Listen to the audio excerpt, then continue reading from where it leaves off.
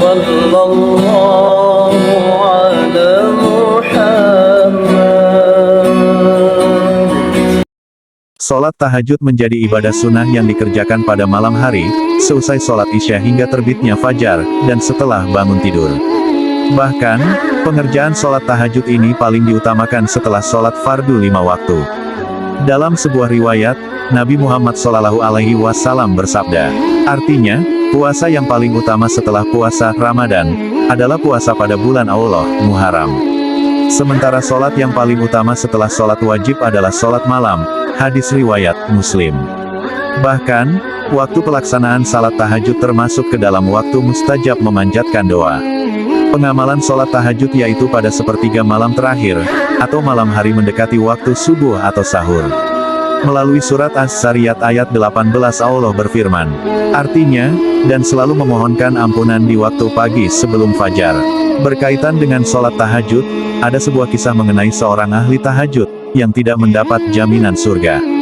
Mengapa demikian? Alkisah seorang ahli tahajud bernama Abu bin Hashim.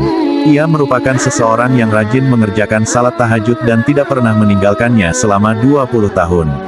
Suatu ketika saat ia ingin mengambil air wudhu, sesuatu mengejutkannya. Sebuah sosok duduk di pekarangan ruangnya. Abu bin Hashim lantas bertanya, "Wahai hamba Allah, siapakah engkau?"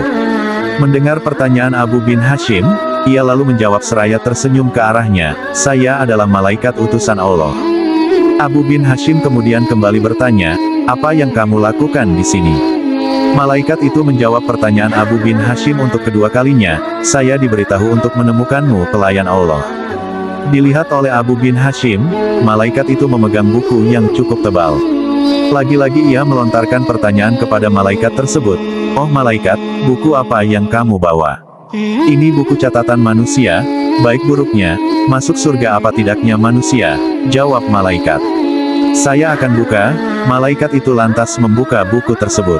Abu bin Hashim percaya namanya tercatat di sana, tapi yang terjadi justru sebaliknya. Nama Abu bin Hashim tidak tercantum di dalam buku tersebut. Abu bin Hashim kemudian meminta malaikat untuk mencari namanya kembali. Selanjutnya, malaikat utusan Allah itu kembali meneliti dengan cermat sembari berucap, "Itu benar, namamu tidak ada di dalam buku ini." Mendengar jawaban dari sang malaikat, Abu bin Hashim menangis terseduh-seduh. Ia menyesali dan berkata, "Kehilangan diri saya yang selalu berdiri setiap malam di tahajud, dan bermunajat tapi nama saya tidak ada di dalam kelompok pecinta Allah." "Wahai Abu Hashim, saya tahu Anda bangun setiap malam saat yang lain tidur, wudu dengan air dingin saat yang lain tertidur di tempat tidur, tapi tangan saya dilarang bahwa Allah menuliskan nama Anda." Tutur malaikat tersebut. Penasaran, Abu bin Hashim bertanya lagi kepada malaikat, mengenai penyebab namanya tidak tercantum. Malaikat kemudian menjelaskan, "Anda bersedia pergi ke Allah, tapi Anda bangga pada diri sendiri, dan bersenang-senang memikirkan diri sendiri." Ada tetangga Abu bin Hashim yang sakit atau kelaparan, namun beliau tidak melihat atau membantunya untuk memberi makan. Karenanya, sosok Abu bin Hashim yang tidak pernah mencintai makhluk yang diciptakan Allah. Lantas Allah pun tidak mencantum namanya dalam buku tersebut. Bagaimana mungkin kamu bisa menjadi kekasih Allah, jika Anda sendiri tidak pernah mencintai makhluk yang diciptakan Allah? Tambah sang malaikat, hal itu lantas membuat Abu bin Hashim menyadari sesuatu. Hubungan pemujaan manusia tidak hanya berfokus untuk Allah semata, melainkan juga sesama manusia.